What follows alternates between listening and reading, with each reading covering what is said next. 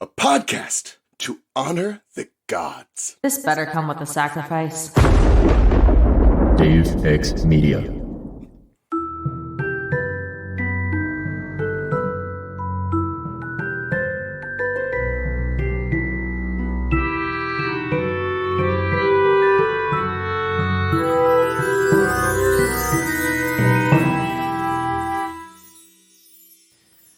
Welcome to the restricted section, in which I am breaking up with Harry Potter, and honestly, it's one of the most abusive relationships I've ever been in. If you haven't done the reading, don't worry, we did it for you. Here's what we're talking about this week. Harry Potter and the Half-Blood Prince, Chapter 17, A Sluggish Memory. Is that what everybody read? Yes. Yeah. Okay, hell yeah. In which we go back in time through an untampered with memory, and an extremely tampered with memory. I'm your host, Christina. My co-host today is Leela. Say hello to the listeners, Leela. Hello, listeners. Glad to be back.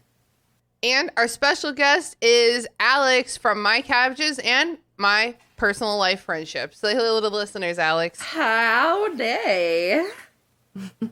What's the energy level like today, guys? You know, I am at a solid 3, but trying to make it to at least a 5 because I care about the listeners and this podcast. And, you know, Puck just found a carrot on the ground that I had dropped. So, you know what? There's always a silver lining in the day that you can find. So let's go with 5. Good. I like that you take your dog's successes as your own. You know what? Sometimes it's the little things. What about you, Leela? What's the energy like? Just like, yeah. I am like annoyingly like at like a 9 or an 8 or a 9 right now because I'm just very excited about our release date. Yeah. Hell yeah. Yeah. What are you talking about? Burn before reading? Oh, yeah. Burn before reading. You know, it's out in the world. Keep saying it with like different enunciations on every word. Usually I would say to my friends, hey, y'all, you just got out of an abusive relationship, Tina. You might want to take some time for you and to really find what it means to be Tina. But you've already gone and entered a new relationship. And it's like, here we go. Here's my new project. It's funny because we talk a lot on Burn Before Reading in upcoming episodes about how I would never break up with a man in high school until I had the next one lined up. So okay, well, I'm jumping over to Burn Before Reading. I still love this podcast, guys. I'm gonna see it through. It's gonna be so strong, straight through the end. But you know, I have a new favorite child now. What was that you put on today's Instagram post for restricted section? Here, I'll read it. Why try to remember when I could just read it to you? The Instagram post for last week's restricted section, Chapter 16, A Very Frosty Christmas, says, fuck this episode. Go listen to the first 3 episodes of Burn Before Pod. Nah, these podcasts are loved equally. I think it's like maybe a quality versus quantity type thing. Yo, I did just hit 150,000 downloads on the restricted section, which is a bananas number of times for people to have listened to me and my idiot friends talk about the dumbest subject on earth. Yeah, you know what? In Cabbages, we just are about to hit 25K. So after people are done listening to the first 3 episodes of Burn Before Reading and this episode, they should go check out Cabbages, you know, just put it on repeat. Yeah, you got time to catch up. This is your opportunity while we're on strike. While the strikes are happening, we're growing bountiful cabbages over in our field, waiting for them to just be able to pluck once we get the all clear. Yeah, I mean, so far the people are loving Burn Before Reading. We released our first 3 episodes over there, and that means the 4th episode came out today. So the first episode was me and Leela, and that one was very fun, very short, very breezy. The second one was me, Haley, and Brooke talking about Brooke's 5th grade poem about environmentalism. And then the 3rd episode was me, Leela, and Courtney talking about like a free write that Courtney did one time when she caught her man in the act of cheating on her. Very, very good episodes. And today, the episode that came out is, what's it called? It's called But Really, Beyonce? And it's our friend Josh over at Super Scary. It's his college newspaper review of Beyonce's album 4. And it's very funny. He had all of the audacity. Please go listen to it. It's very funny. I'm sorry. I'm laughing by myself. But really, Beyonce? Like, okay. It is truly like a line from his review, I think. And so sassy. And for a while there, the album 4 Wikipedia page quoted his write-up in its like critical reception section. It's absolutely wild. And you've got receipts too. Yeah, y'all go got check out them. even though it's different now. People go check out the socials for this pod. It's lit. It's true. You want to see the pod. cutest baby like high school pictures, baby face of Josh? Please go check out Bird Before. Oh my God, yeah. Bird Before Pod.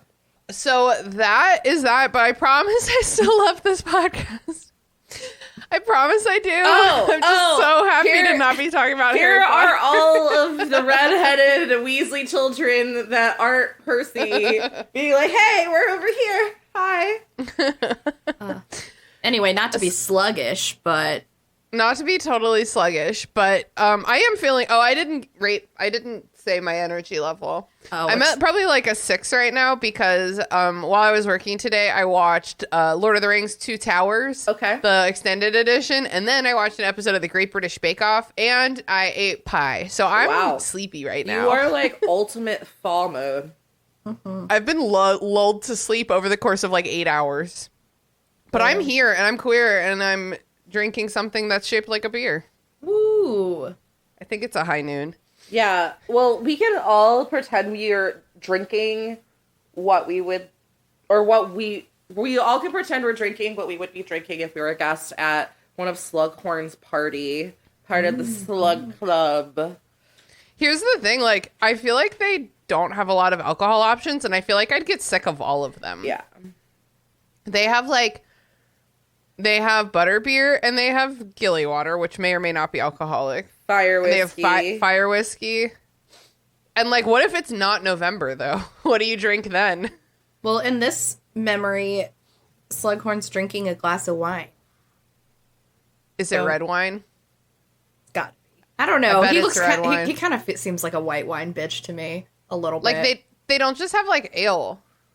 Yeah, no, this man does not drink ale.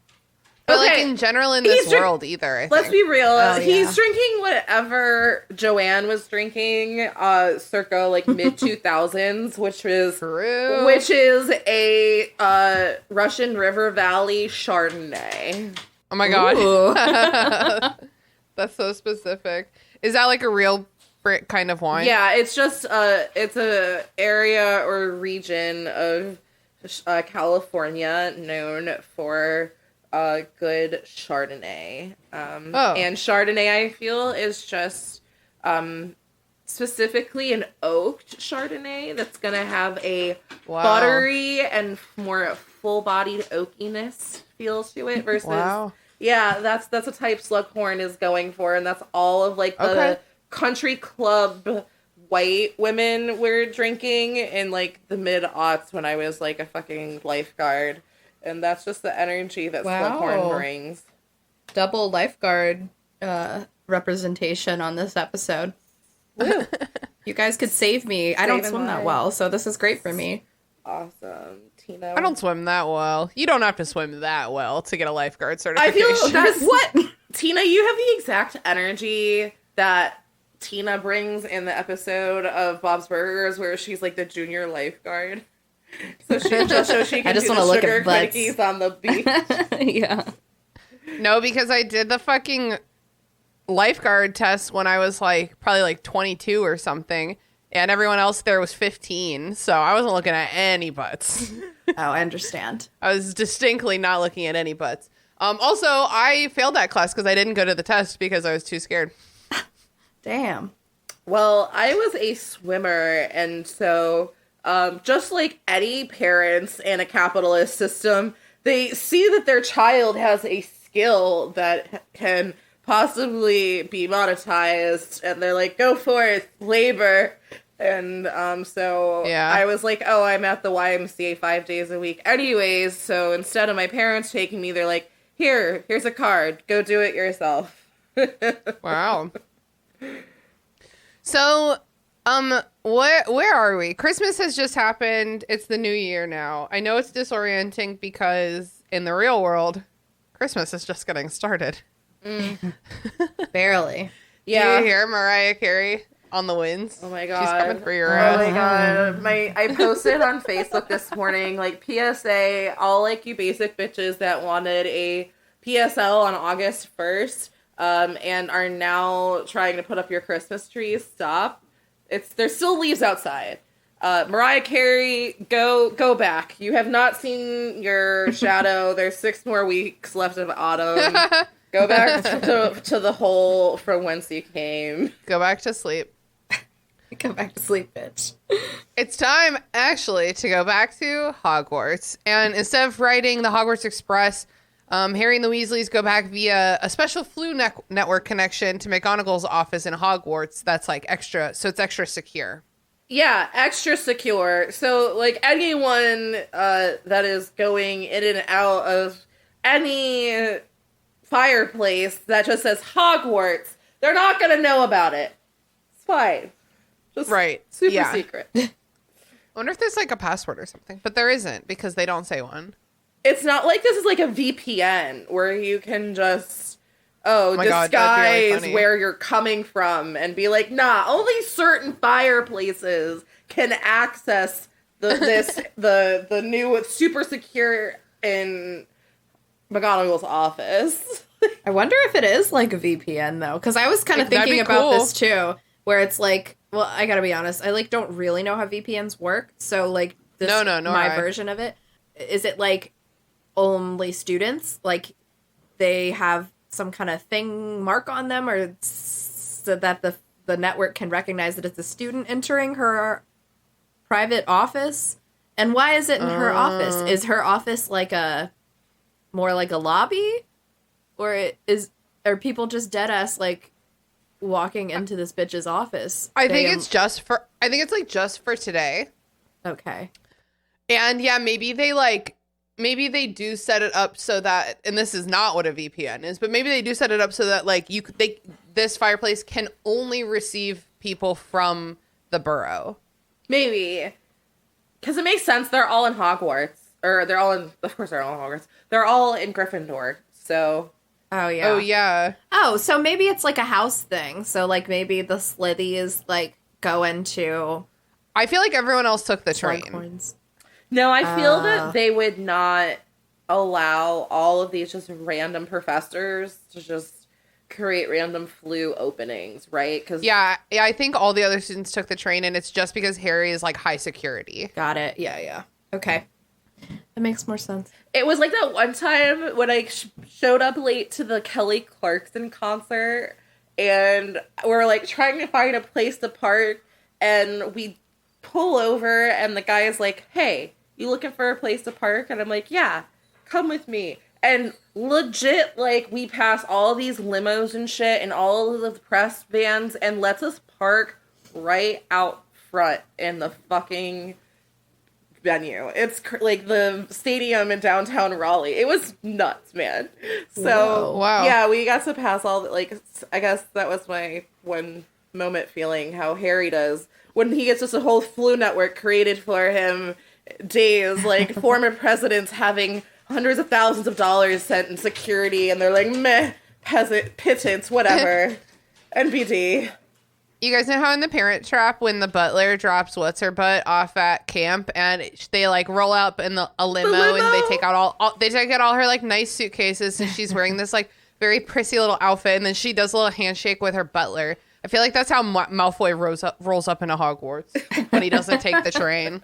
A handshake. First of all, he's not doing a cute handshake with the butler. I wish he would. He What if the butler's touch the only guy help. who ever loved him? No, because he doesn't have. No, you're right. He doesn't touch the help. No, the help are the house elves, and that's just sad. Imagine him having like a secret handshake with a house elf. It's pretty funny. That would be really cute if it was real. He doesn't have it anymore because, per Lucius, Harry set the help free. So, Oh, true. you know, It was only Dobby. And they're not Oh. going to use their grand fortune just to hire someone paid. So the new Gryffindor password is abstinence, which is very, very funny. As it's the fat lady and her friend Violet, which I feel like is like two of the three of us. I don't know which for two. sure. It's Okay, like I good have- vibes with those two. I have to put in one plug here because the whole reason the word is abstinence is because of the fat lady was drinking, imbibing a little too much over the holiday break. But they went to her and some other friend went to another painting and just drank a bunch of wine and got shit faced. So like, how does that work? Okay, first of all, respectfully, I recorded a 90-minute bonus episode with your partner about this. Oh, That came out. That was our Patreon bonus episode last month, October. So if anyone wants to sign up for our $5 a month Patreon tier, you too can listen to Zach rant almost single-handedly for 90 minutes about how mad he is about the artwork at Hogwarts. There we go. There's 90 my minutes. plug. My job here is done. How does it work, Alex? You should go up to Zach after this recording. You should go up to him very benignly and be like, "Hey, honey, we had this weird thought during this recording, and I thought you might be interested to hear it. Violet and the fat lady drink all the wine. Isn't that kind of weird? What does that No. mean for the wine? No, Does Tina. it reappear and just completely set him off? just with a straight. What does it mean? You heard me earlier when you said that I was at a 5 on a good time today. So if I'm gonna stay out of 5, and also you fell right into my little trap because I already, when I was talking to Zach earlier, reading the chapter, it was like, so Violet and fucking the fat lady go off and get drunk and then next painting over. How does that work? And he was like, oh my God, you should totally plug that episode as we just did the bonus last month. So Good for him. My job's done. He's looking out. He's looking out. Always. We got you a back pot, daddy. So abstinence just means withholding. I thought it specifically had to do with not having sex. I mean, we just no. take that word and Do you know the word abstain? I'm gonna abstain, abstain from from voting. sex before marriage. But abstain from voting is a good example. Oh no, I've never heard it in a non shamey purity culture way. It means abstinence from anything. Often sin. I see. But I agree with you. When this book came out, I definitely only knew one version of the word abstinence. Yeah. For sure. And I think, Tina, I associate it also, and less commonly, with the voting or whatever. But also it's I think we grew up or came of age in the aughts when purity, quote unquote, and abstinence culture were things. And I was wearing a fucking purity ring. So, yeah. Hot. Let's talk Me about too, that on girl. Burn Before Reading. Let's not. Ugh. That's it's that's just bonus sad. content. Let's not. Yeah, you got to pay extra for that. Yeah, that makes sense, actually. Yeah. Well, but... Oh, there we go. Go ahead. I was about to say emotional baggage not included. So Hermione gives Harry a note from Dumbledore saying that he has another lesson the following night. Lavender and Ron are snogging. Right. Hermione's kind of not noticing it. So good for her. She's had a little bit of an attitude adjustment perhaps over the holiday. Maybe not. Oh, she just storms away. 1-1. She's cool for a minute. It's better than it was before. I guess she was even like, how is Christmas at Wanwan's, Harry? And he's like, can we not? And she's like, absolutely She no. said she said, "Can you?" No, he says, "Can you?" And she says, I can't." Or you know very well I can't, or something like that. Yeah. We will not. Ginny goes off to find Dean unenthusiastically, we note. Specifically, Harry noted. Harry knows. Harry, who has never noted a single thing in his life. Okay, so Harry and Hermione find a table to chat, and Harry finally gets to tell her about what he overheard between Snape and Malfoy at Slughorn's Christmas party. Which, if you'll remember, Snape was like, tell me about the plan that you're doing for your master. And Draco was like, I don't need help with the plan for my master. And it's like, okay, so there's a plan. And a master. And a master. That's what we're working with. So this is either talking about Voldemort or their sex dungeon. One or the other. Yeah. Kind of hope it's Voldemort. Have we ever heard the Malfoy estate described with decor of any upside down pineapples? Not that I've heard of, but Slughorn eats crystallized pineapple. Maybe there's a connection. I literally thought about that when I read this. Glad someone brought that up, not me. Thanks, Tina. Thanks, Zach, for messaging me on Discord and reminding me to mute my Discord. Someone does it every week, reminds me to mute it. Hermione connects that Malfoy threatened the dude at Borgin and Burke's with Fenrir Greyback because Harry is telling her about Lupin going and hanging out with the werewolves, including Fenrir Greyback. So Harry feels that this proves Malfoy is a Death Eater. Ooh. But that's not what proof is, honey. No. That's insinuation. Yeah. So that is also called hearsay, and in the court, it will not hold up in the court. It will not hold. We won't stand for it. I think Harry also just, like, would love for, like, one person to validate him. But, you know, people are British, they're not going to do that. You just need proof. Like, I'll validate who you are as a person and your goals and your feelings, but I'm not going to validate your suspicions with that are unbiased. You know, you need something better. He doesn't understand what real proof is, and like, did I when I was his age? I have no idea. Especially probably not when he's a sixth year. They've given some thought, even if it's just ephemeral thought, to what they want to be. Harry might try to be an Auror, and you know, investigation might be a skill that you put a few points into. Yeah, you might want to become proficient in.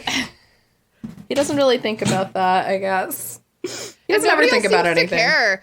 Remember when McGonagall's like, "I'll help you become an Auror if it's the last thing I do, Potter," and it's like, but what if he is too dumb? Have you ever considered that? Yeah, I'll see book 2 when they go and drink the polyjuice potion to become Crabbe and Goyle, and I feel that Harry just slides into that role a little too effortlessly. Mm-hmm. That is the truth. New term starts the next morning. Not that it matters because they don't switch classes or anything. And they don't seem to get midterm grades or tests or anything. So I don't know why we care about what term it is. Oh, yeah. Do y'all have any thoughts about that? They go to Hogwash, the school that's totally real, and they're learning things. Their semesters don't make any sense, Alex. So what happens here? I don't understand. Yeah.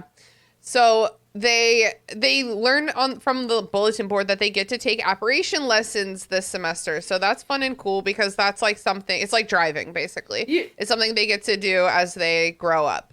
Oh, yeah, I didn't think about it like that. It is. It's kind of like their driver's ed. Okay. Yeah, they have to take a class and then take a test to get like a license. I know that they are wizards, and so it's cute that they have all of their antiquated things. Like, we have brooms instead of cars, and we still all read the paper. But, like, Quills. Someone is going to have a cell phone. If people had cell phones and social media at all, like, if this was not, like, that's why, like, JK had to go back and say, all right, this actually took place. The Battle of Hogwarts was in, like, the late 90s. Like, so by the time these books are coming out, there's no cell phones or anything like that. Like, we're good because all these kids would have seen what everyone else had posted on social media the night before, And Harry and Hermione and that conversation they had in the dining hall, Hermione would have been already caught up and like, yeah, got there. Like, these are all the reasons why let's keep moving. All these posts are things and these series of conversations that we have to get caught up in the chapter. And, oh, did you overhear that one thing that the other person did? Yeah. Someone posted about it on text, our text from last night. And wow, that's a throwback. Yeah. Oh my god. I'm putting that on the burn before reading list of potential episodes because I forgot about that. Oh my god, please. Wow. Amazing. Text from last night. I remember talking to my friend Anna and saying, in college, saying, Anna, did you read the new text from last night? Like, this one was like exactly like our night. That's so funny. Oh my god. The olden days of the internet. Did you see this so-and-so? Like, maybe this was the guy that we actually ran into at the bar last night and is texting about you. Like, oh my god. It says area code 757. That could be somebody here. Yeah. Oh my god. This is such a blast from the past. I'm gonna see if I can still pull it up. Text from last night. Okay, it's still happening. Wow. Okay. So we're definitely doing an episode about that. Okay, cool. And so anyway, Lupin right back into it. Uh-huh. Okay. I'll get right back into it. Wait, we're not. What about Lupin? Oh, are we not there yet? No. Oh, Where? Okay. In the book. In the chapter. Yeah, Lupin? We actually, I think, are just past that because Lupin was brought up when Hermione was like, he's undercover with with the wolves or the real wolves and trying to get info and it's not going well. Okay. I see. Yes. I see. We are past that. So okay, here's the thing. There's a sign up sheet for apparition lessons. It costs 12 galleons and everyone just signs up and pays it. And this is a great opportunity for Harry to simply pay for something for Ron without really talking about it. Just like, I got both, This would be a great opportunity. And Ron would not complain because then he has 12 galleons. I think these cold British teenagers are so utterly terrified of emotions and causing any kind of emotional reaction that can't relate. They will just not do the thing. They'll just not do anything. They don't talk to each other about anything real. They just agree with each other, and when they're mad, they stop talking. Emotional. Oh my god. Yeah. Can't relate at all. But you're right. It would have been a good opportunity for him to do a nice gesture. But that means he might have to hug Ron or something, Or say anything. And he hates doing that. Lavender sneaks up on Ron and puts her little hands over his eyes and is like, guess who? And Hermione runs away and then Harry's like, I don't want to be here. And he runs away. And then Ron also is like, I don't want to be here. And he runs away. Poor girl. I've been that girl before. Here's the thing. You can not like the person you're with. You just have to tell them. It's really not that big of a deal. You just literally are obligated to tell them. But I get that, it takes a minute to figure out, am I just having a bad day or do I truly not want to see her? I think that necklace freaked him out. The My Sweetheart necklace. It was a bad necklace. That freaked him the fuck out. He's like, oh, she's insane. I don't like jewelry and clothes that say things or even mugs that say things it's a gift to me, but it says if something says My Sweetheart and I'm wearing it, then it's just I have a mug weird. That I'm pretty sure this was Charlie who gave me the mug that says #1 Pod Daddy. And I'm like, well, that's different. Yeah, but I mean, kind of the #1 boss mug. I don't really want that. I don't know. And then the say something is my, it's a weird property kind of almost thing. Wear this necklace and it'll say you're my sweetheart. People will be like, oh, who's your sweetheart? And then you'll have to talk about me. No, yeah. It's not good. Yeah. I'm trying to think if I ever had... Oh, I used to have, when I was in high school, I had a tank top that said, "My boyfriend loves me." Oh. I got it at Forever 21 where he worked. I had a really, really, really tight, like, pink baby doll tee that said, "I heart Christian boys." Oh.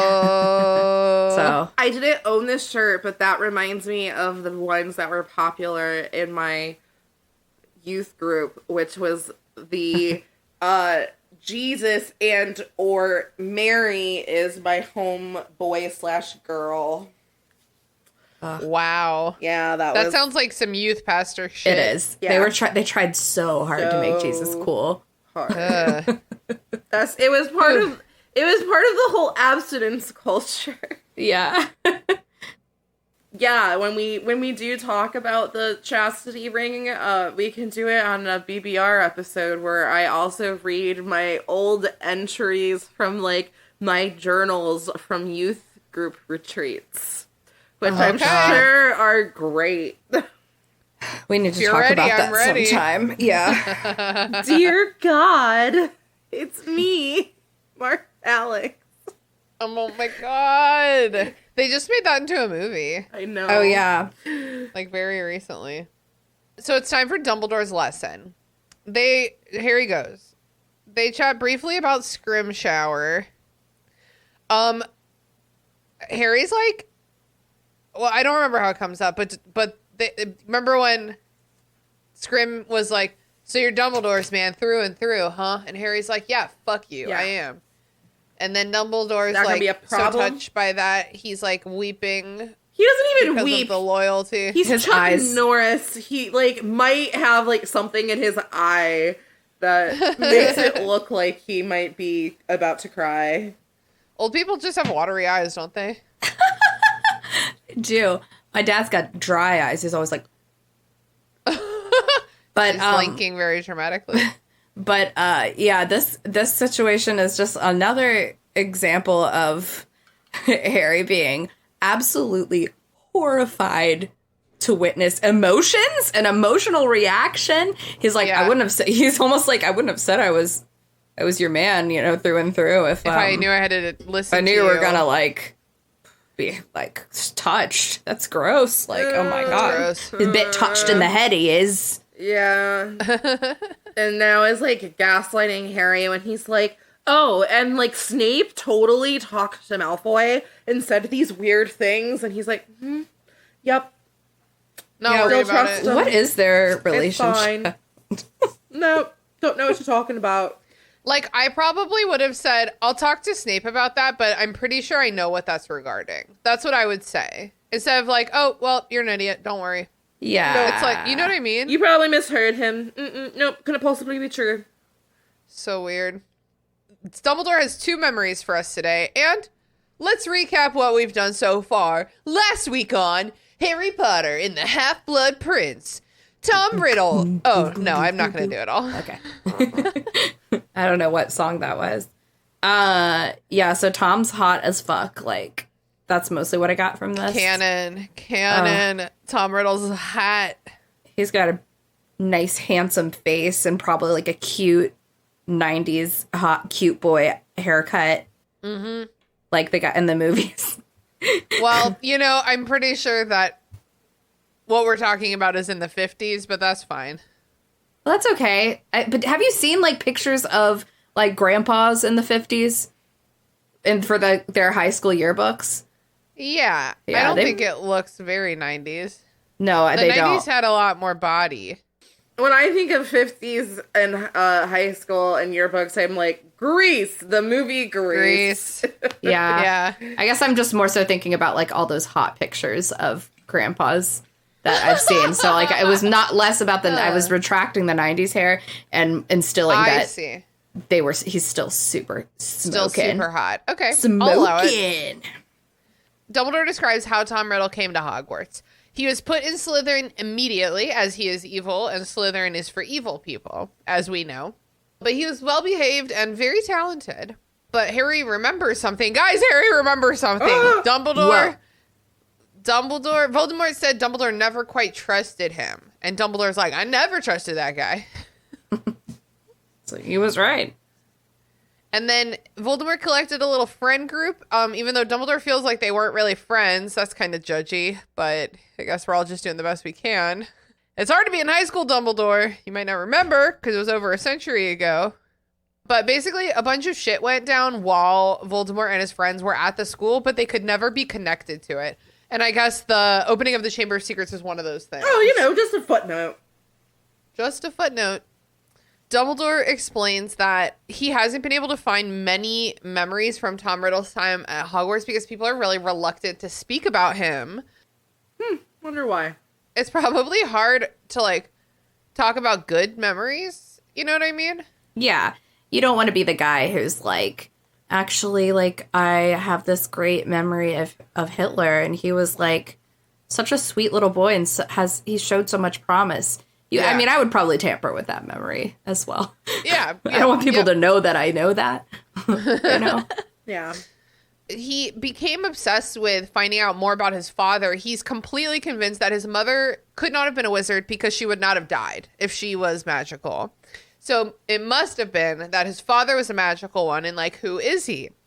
But he can't find a record of him anywhere in the magical world. So eventually he has to admit that his father probably wasn't a wizard, and he dropped his dad's name at that time. Ooh. And then he turned to learning more about his mother's family, because now he's I guess she had to be magic, because who the fuck's my dad? So with that context, we go into this memory to the Gaunt house. The last time we were here, it wasn't good. But remember Bob Ogden, absolute hero? Yes. The ministry official, the head of magical law enforcement, in fact, who came in, oh my God, what was he wearing? Oh my God, it was a striped bathing costume. What, spats and a duster, something really silly. But Classic. He was there to handle business. So we're in the Gaunt house. It's somehow even more neglected and dusty than before, which, yikes. Caked in grime. Disgusting. There's a dude in there. It's Morphin. It's morphin' time! And he looks dead. I mean, he's just... Spoilers. He's part of the house. Morphin. I'm does Morphin in an English accent sound better? Wolfid. Morphin. Okay, I mean, I guess so. Hey, Morphin! It doesn't work. If I Google it, it takes me to... It's the masculine form of morphine. Morphin, morphine. When I Googled it, it took me to how to pronounce morphine. So. It's dumb bitch, did you mean morphine? You idiot. Yeah, you can see neither eye nor mouth because his nasty hair and beard have conjoined into one matted face hair mask. Ugh. And so they're that guy's dead, probably. Thanks, I hate it. But enter teenage Voldemort, and Morphin's not dead. He mistakes Tom for his father, for Tom's father, because he looks just like him, and reacts He experiences an emotional reaction. He's wearing the ring. You know, the ring. The one ring. Yeah. One ring to rule them all.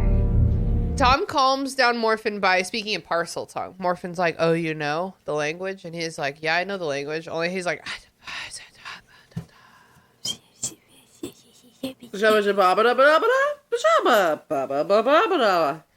That's Simlish. You're confused. Soon. Morphin explains that Tom looks like his dad, who was a muggle. And he's mad. He starts ranting about how Merope stole from them and ran away. And then he starts getting angry at Tom, and then everything goes dark. Dumbledore pulls them out of the memory, and he explains that the memory went blank because Tom knocked Morphin out. He was getting this memory from Morphin while he was dying in Azkaban, apparently. Oh, yeah. Dumbledore pulls him out of the memory, and he explains that the memory went blank because Tom knocked Morphin out. And so he, lost... This is Morphin's memory. He lost consciousness. So he figured out that the Marvolo family was his daddy, and then that's why he went and massacred them all? Yes. Yes, Okay. because they're muggles. He's, Okay. embarrassed. He doesn't by want to be them. associated. Why? Because he himself is a... He He doesn't want, Yeah. He doesn't want there to be evidence that he's a. Okay, got it. Yeah. If there weren't enough illusions and that Voldemort and Hitler and Death Eaters and Nazis, what? Yeah, here's another connection point for you. Yeah. He explains that, like, Tom Riddle basically knocked Morphin out, stole his wand, went to kill his own Muggle family, which we saw back in book 4. The authorities suspected Morphin because he openly hated Muggles, and then he confessed immediately and proudly to having murdered them.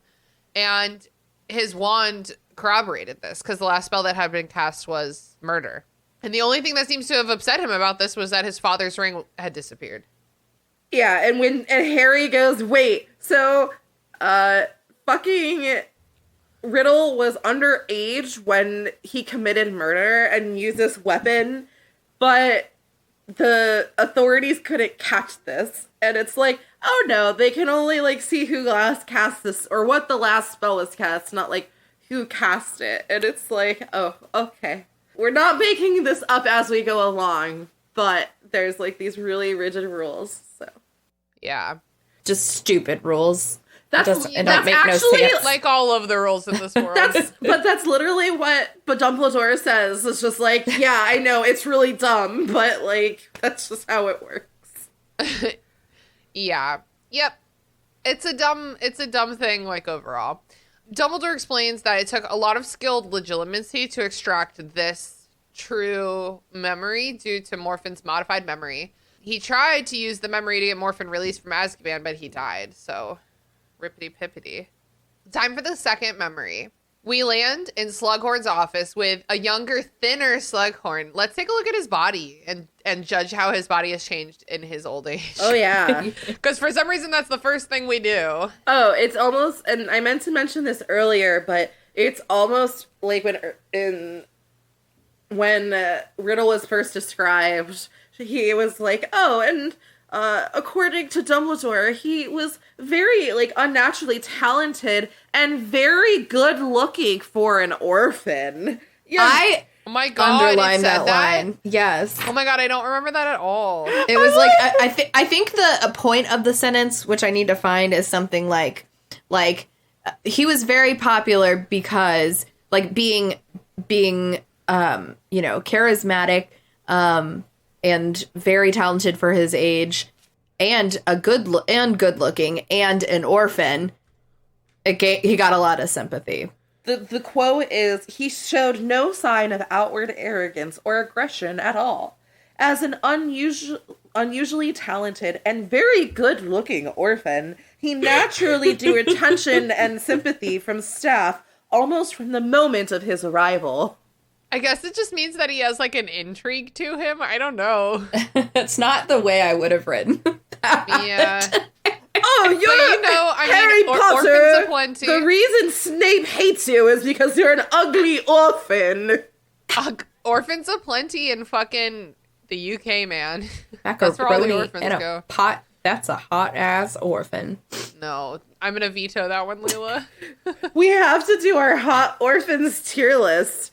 I'm sure there's enough to have a British and, like, a UK and an American version. Wow. Jon Snow, he counts as half orphan. No, full orphan. That's a full orphan. Fucking, who else? What other orphans do we got? God, all I can think of is Annie, and I just don't. Emma from Once Upon a Time? Yeah, Emma is definitely an orphan. Orphan adjacent. What's her? She thinks she's an orphan for a little bit. There's a lot of stories, I think, where people think they're orphans. Yeah, like Lila from the Google and Compass. She thinks she's for a little bit, and then she's like, oh my god, spoilers for everything. Yeah. I knew she wasn't an orphan from the very beginning. We've got Oliver Twist. Oh yeah, that's some hot ass orphan. Shut the fuck up, Leela. I don't want to play this anymore. Leela, I made a pretzel with remember that goop that I put in your fidget bag? Yeah. I made a pretzel with my goop. Amazing. Oh, wow. You Good like job. Yeah. Look at you go. I'm proud of you, babe. I'd eat that. And now it's time for the second memory. Where we're talking I already about said that. how skinny Slughorn looks. Yeah. But not too skinny, because, No, just less, not skinny, less fat. He's fat. That's why we don't like him, because he's fat. Of course. Like, mind your own business. It's like, looks like he's such a cunt. Harry's like, looks like somebody's buttons are really, really straining. Really, it's like he's skinnier than I've ever seen him, but he is still fat. And it's like, Harry Potter, you're an orphan. That's why you're skinny. I low-key think that JK has a fat fetish. It has to. A fetish or a phobia? I don't know. It's giving phobia. It's like fat people are evil. Yeah, but there's... Or Molly Weasley. Those are your two options. Yeah. Yeah. Evil or, like, maternal. No in between. Yep. His little slug club is hanging out. Tom Riddle is there, and he's wearing the ring. So this is after he's murdered his own family. Massacred, as Leela said. Yep. And he's just hanging out. Because there's, like, he's a very psychopath. smart, and he's figured out loopholes in their stupid justice system. Yeah, for real. Tom has brought Slughorn crystallized pineapple and is sucking up trying to get sneaky deeds. Let's do a crystallized pineapple taste test, honestly. Okay. A pretend one right now? Yeah. Oh. Oh, wow. Would you look at that? Tangy. So, they're just like talking. They're just talking. Tom Riddle's just talking. And then the room suddenly fills with fog. And Slughorn's voice is like, "You'll go wrong, boy. Mark my words." And it's like, what is happening? Who said that? And a little dog, too! Is that you, God? It's me, Margaret. So then the fog clears and nobody in the memory like acknowledges it either. Like there's a lot of clues that this is weird and wrong. Slughorn sends all the boys to bed, but Tom stays behind. And Tom Riddle is like, "Professor Slughorn, what do you know about Horcruxes?" And then the room fills with fog again. It's like it like very loud and wrongly. Slughorn is like, "I don't know shit about shit, and never ever speak about that to me ever again." And it's like, what the fuck is happening? Oh, okay. Triggered. Sorry, bro. And then Harry's like, he could not see what was so significant about it. Admittedly, the fog and the fact that no one seemed to have noticed was odd. But other than that, nothing seemed to have happened. He's like, nothing was weird except for the weird part. Like, why are you like this? He's gonna make a perfect oral, y'all. Perfect. I think maybe he showed me the wrong memory. Professor Dumbledore, is this important? Yes, this is going to be on the test, bitch. Why would I waste my time showing you shit that's not important? Professor, Dumb. have you had your memory checks recently? So Dumbledore pulls them out of the memory, and he explains this memory has been tampered with. Slughorn altered his own memory to hide something he's ashamed of. And Dumbledore tells Harry, you need to persuade Slughorn to give you the full untampered memory, because this is our next step, and we don't have it, basically. Kind of cool, right? I think it's kind of cool. I think it's a good step. He actually is giving Harry something to do versus go to this person. I mean, it is go to this person and talk to them and try to get you to tell them this thing that we need. But it's better than here, just listen and sit here and let me tell you this information that I found. Well, it's funny that, like, Harry's been so antsy to do something. Yeah. Like, he's been so antsy to, like, understand and help. And Dumbledore's like, okay, here's what I need you to do. Finally, after, like, a year and a half, he's like, here's what I need you to do. And Harry goes on to not fucking do that for the next, like, 10 chapters. Let me see how many chapters it is before he does it. Okay, we're on chapter 17, and he doesn't do it until chapter 22, 23. So it's 5 chapters but of not doing this. That's at least 100 pages. Oh, so many pages. Guys, look, now I made a cube with my goop. Oh my god, I didn't get enjoying that it. goop. I want that goop. It, like, felt really gross when I first picked it up, but once you Yeah. have it in your hands for a couple minutes, it's better. I understand. Speaking of goop, what do we think about the freaking pensieve for the second memory? Oh, They yeah, say it was like this. It was extra congealed. zizzy. Ew. Horrible. And he's like, I wonder if it's gone bad. Well, bottoms up. Bottoms up. So I guess if you that's try and like suppress a memory or tamper with it as it's being extracted, that it will be, I don't know, congealed like cottage cheese. Ew. Don't say like cottage cheese. Ew. It's chunky. No. Nor. Well, that's the end of the chapter. Other than cottage cheese and chunky, Alex, is there anything else that you want to say or anything we missed or any favorite moments? Oh, I just didn't like, we got a series of descriptions of Tom Riddle and a speed run of all of, like, for all the people who hadn't read, like, the other books, like, here are all the things we also knew about Tom Riddle, like, oh, that one time for the book, and blah, blah, blah, like, that Harry brought up. Yeah, it was just another example of how this is what happens when a white boy thinks that he's special. And, like, Yep. I think that's, like, also a very poignant thing, quote-unquote poignant, that the author tried to make eloquent, like, oh, look how close Harry was to being, like, Voldemort, to, like, the line that separated them. They were both orphans, Yeah. and, like, their, like, parents, like, they were both, like, haha, and, like, came from nothing, and were tempted with great power, and it's like, okay. But, Yeah. but, Came from haha.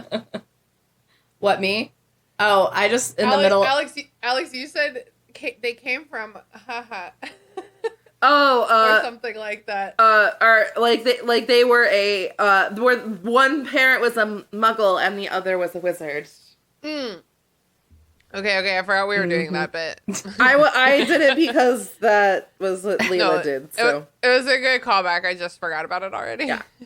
It's the same day. The same I know. I'm recording. a good I know. improv partner. I yes No, you and are. here. Yeah. I appreciate great. that. You I know, appreciate that which about is you. how I was able to, like, live with my partner for an entire month, not able to, like, and able to convince him that I was not the moide on our Discord murder mystery that Pod Daddy so eloquently put together. Oh yeah. Bitch. Let's tell the listeners about that because Yeah. that was really fun. If you are not on our Discord server, for Halloween, I wrote us a murder mystery. It was so much fun. It was a lot of fun, I'll admit. And so about 20 of us played, and the premise was that everyone worked for Deus Ex Media, gigantic podcasting network corporation. Forbes calls it the future of podcasting. And everyone who was playing worked for me, the head of Deus Ex Media. And we had all just been at our annual conference, and someone murdered Taylor while we were there. And so we played this game of trying to figure out who it was, and it was fucking Alex. Ooh, I didn't know. You what played the game made real me well. do. You were not my guess. I will tell you that much. Yeah, the person who got voted the most votes was Ashley, because you and her both had bad alibis, because your alibi was blacked out Zach. And this is in game. That's He true. wasn't blacked out IRL, not recently anyway. And her alibi was that she was wandering around outside by herself. So nobody believed either one of you, but it was Alex, and it was so much fun to play, and I learned a lot. And we're gonna do it again next year. So you have fucking 50 weeks to sign up. Oh wait, I'm bad at math. You have 46 weeks to sign up for the Discord if you want to play next year for the Patreon. No, like 525,600 minutes, I think. Something like that. Yeah. Give or take a couple hundred. Leela, do you have any last words? No, but I did think about another take on the hot orphan thing when maybe Dumbledore was like, but he was like, you know, he was like really charismatic and hot, like unlike some orphans I know. To Harry. You just don't have that like wow factor, Harry. You know what I mean? Like some orphans really sparkle. Yeah. Yeah, You're really. just- like, you're dark gutter- or not. You're fucking gutter trash, Harry. All right, I didn't say all that. Poor He Harry. didn't Okay. say it. He said everything with his eyes. He would say rubbish. Take you out with the rubbish. You trash orphan. You rubbish. Okay. Rubbish orphan. If you're an orphan listening to this, we love you. It is just a very funny British literature trope. It really is. It's like, look at this orphan. And like, I do feel like the characterization of Voldemort, especially as a kid, is like, look at this orphan. And also Harry, it's like, look at this orphan. And it's like, I'm looking. It's a sad situation. Yeah. Yeah, we get it. You know, we understand the trope and the intrigue of the trope. And thank you for still listening. Is there like another word for orphan that we can say? Do you want to say parentally challenged? Oh, it seems worse. Yeah. I think orphan, I'm going to pull up my thesaurus. And this day and age, can we just be calling people orphans? Parentless. Parentless. Parentless by choice. It's usually not by choice. Oh my god. Listen to the fucking synonyms on thesaurus.com. Oh no. Foundling, ragamuffin, stray, or waif. Those are your options. Oh, I kind of like waif, but actually I really like ragamuffin. Ragamuffin. I like foundling. That's what they call orphans in the Star Wars universe. Oh yeah. Sounds like a lost boy, you know? Mm-hmm. Yeah, foundling. Yeah. All right, cool. Well, are y'all ready to move on to plugs? Hell yeah. Yeah. Let's do it. Alex, where can the people find you on the internet? Yeah, so I am half of a podcast called My Cabbages, an Avatar podcast. We are currently on hiatus, which was our break/vacation that has just been extended indefinitely until the SAG-AFTRA strikes are over in solidarity. Once those are, we will come back and cover Korra. You can find us on Instagram and on Threads and all other meta-based media at My Cabbage Cast. And you can also email us, mycabbagecast@gmail.com.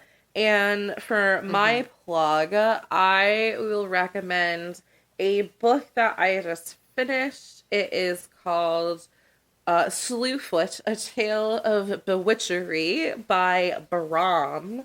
It is the quintessential, like, spooky book. Like, if you're looking for a book about witches, that is a good accompaniment to a movie like The Witch, which my good old friend Josh and I covered over on Super Scary, which is another episode I would plug. Yeah, it's just about a girl who is coincidentally an orphan and Not another orphan. who comes who is no. sold off into servitude and comes over to New England in like Puritan New England and grows in her own as a witch in a village, and it is a lot of fun. And the artist or the author is also an artist, so there's a lot of beautiful artwork. So check it out. Cool. That's awesome. Yeah, and it's a book where actually I feel it's the witch, without giving too much away, she like, even though it's like super not as scary or like badass like feminist as I wanted it to be, I feel she gets her revenge, or she actually like is justified in the end. So Okay. yeah. Love that. Cool. Hell yeah. Leela, what about you? Where can the people find you on the internet? You can listen to me on Wednesdays on Burn Before Reading with Christina. Yeah. And if you wish, you may also follow us on our socials at Burn Before Pod on Instagram and other things. I can't remember right now. And you can find me at Leals for Reals on Instagram and TikTok. And Tina, can I plug a movie that's like a really old movie? Like we're not doing movies, like it has to be from an indie studio or like A24. Well, so we're not doing. It is John Waters. Maybe I don't know enough information about it to say it's not. Yeah, I feel you. Okay, shit. Okay. Right. You know what I plug? Brussels sprouts as a salad. Yeah, hell yeah. Fucking scrummy salads. Scrummy fucking salad. Specifically that your friend made. Somebody Yes. else Yeah. had to make the salad. It's true. It is best when someone else makes it, but it's if you have a food processor or like food processor or like a mandolin, you can just clean off any icky parts that you don't want, and then plop those little bad boys in there, and then it's Plop and they're nice amazing. and thin and like crispy. They don't have, if you like avoid Brussels sprouts because of like kind of like the cabbagey type of taste, if you don't really like that type of taste in vegetables, roasting them kind of brings that out. I love that in vegetables, so it's fine for me. But Brussels sprouts have a much milder taste when they're not roasted. So eat your vegetables, eat something autumnal, and eat your Brussels sprouts. Hell yeah. I love going to Kava, and they have like the super greens base for their bowls. Yeah. And that has Brussels in it, and I love it. Awesome. I've been your host, Christina. You can hear me on Burn Before Reading. You can find me online. You know where. And this week I'm going to plug my fucking self. I'm going to plug my book. Woo! Indie book publishing from start to finish. It's going to be awesome by Christina Kahn. Me. It's available for pre-order. It comes out January 9th, 2024, and it's available for pre-order now. It's a primer for book publishing. If you might ever want to get any book published, read this book. It's under $20. It's got a lot of good information, and you know that if you read it and you have questions, you could just hit me up. If you're like, I read your book and I have questions, I'm going to be like, oh my God, you read my book. I'll talk to you about anything. I'll do anything for you. Sounds like a fun and an affordable Christmas Hanukkah or Kwanzaa. Yes, buy it for the writer in your life. Yes. Best of us. I'm telling all my friends, you don't have to read it, but you do have to buy it. You can give it away if you want to. The cover is really cute. It would look great on your coffee table, and people immediately, as you walk in, it will look, oh my God, this bitch is trying to write or knows people that write books. Yeah. Instantly elevated in how other people perceive you on the fancy scale. Yeah. The cover was designed by Mike Hardison, who's been on the podcast before. He's wonderful. He does all my designs, including the Burn Before Reading logo. And if you're participating in NaNoWriMo maybe this month, and you're thinking about what you're going to do with that project when it's over, this is the book for you. So definitely pre-order it on Bookshop, Barnes & Noble, Amazon. I'm going to plug it because my lovely partner did artwork for it. Yeah. And oh my God, wait, guys. Leila's lovely partner did Tina's cover shot or headshot for it. So Jason texted me telling me how happy he was to have his photo in a book. And I was like, Jason, I'm also very happy to have your photo in my book. Yeah. It was really cute. I'm just so happy that so many of my friends are so successful, and I love all of them. So everyone go read this book. It's actually really wild because my book's available for pre-order, but Burn Before Reading just came out. So I'm not announcing yet that my book, I can only ask my friends to do one big thing for me a week. You know what I mean? I have to wait. I have to wait till the time is right to tell them all. It's listen to my podcast. Okay, good job, guys. Good job. Okay, and now buy my book. Come on, get with it. I'm doing a lot of stuff you need to keep up. One's free. One is just a time commitment. Come on. Yeah. Well, and I was like, I'm gonna launch my book the same time I launch Burn Before Reading because they help each other. You know, the marketing of each helps the other. And it was like neck and neck to see if either one was going to be like really ready on time. And it was, thank God. They both were ready like right now. Yeah. Which is You're so a pretty cool. awesome person. You're doing it. You're doing things. You're making it Thank you. happen. Shine bright like a diamond. I'm really trying. Awesome. Well, thanks for letting me gush about my book. Buy it. There's going to be an audiobook that's going to be available for pre-order soon, and the ebook. So if you're looking for either one of those editions, those will be up in the next month or two. I'm recording my own audiobook, which I would never do for fiction because I'm very bad at voices, but nonfiction, I'll read that to you. You got this. Hey, idiot. This is how you edit a book. No, it's very nice. It's very accessible. It's like assumes you know nothing. So if you know nothing, you can read this book. There's no hey idiots in it, I promise. There's a couple Tom Petty and the Heartbreakers quotes, but no condescension. Anyway, thank you so much to the both of you for coming on this episode with me. It was very fun. I've been liking these quick, fun, easy episodes with good friends recently. Yeah. Leela, last week we recorded with Haley and it also was like very quick and easy. Yeah, it's just low key and kind of relaxing. Yeah. It's nice. Just like a conversation with friends. Just like a conversation. We're with inviting friends. the I love you listeners guys. into our living room. It's like we're all sitting around our coffee table, just hanging out. It's true, but like not to be this way. If you really want to feel like we're just hanging out around a coffee table, go listen to Burn Before Reading because there's a lot of like gossiping in that. But it's like 15-year-old gossip, so nobody's like getting hurt by it. And respectfully, when we're all sitting around a coffee table talking to one another IRL, it is not about Harry Potter. Yeah, that's sorry, definitely guys. not. Okay, so here's the thing: we started the podcast because we kept finding ourselves sitting around the table talking about Harry Potter. But now that we do the podcast, nobody wants to talk about Harry Potter around the table anymore. Womp womp. No, that's quite all right. Anyway, that's the end of the episode. Woo! Thanks for having us. Hey. It's been a blast. Love y'all. Mean it. I love you guys. Go to hell. Bye. That's it, potheads. Thanks for listening to the restricted section. This podcast is produced and hosted by me, Christina Kahn.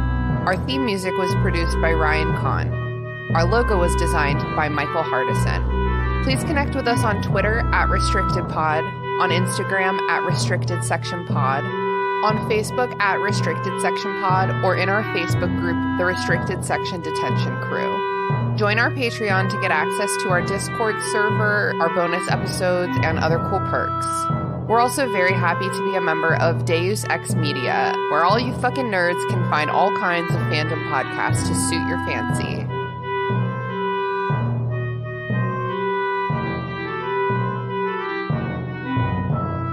I'm Christina Kahn, And I'm Lelia Hilton, and this is Burn Before Reading. the podcast about shiterature. We're here to examine the terrible writing we did when we were younger. Like that school project you were really proud of. Or that poem you wrote when you got dumb. Well, how about that apology letter you wrote to your mom when you got into that fight? Or the song you recorded before you knew how to write music. Okay, don't at me. And we're here to talk about other cringy literary topics along the way. Like the Library of Alexandria. And Dewey Decimal. His name was Melville Dewey. Oh, well, do we want to get the clips rolling?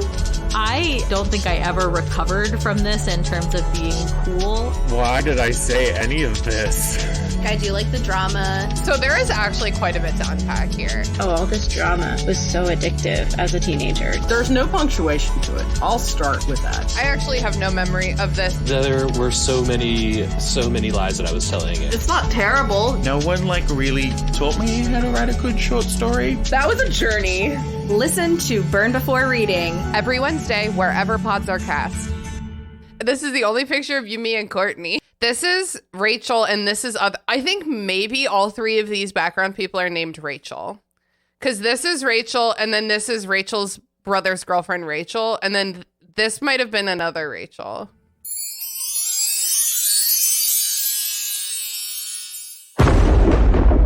Deus Ex Media.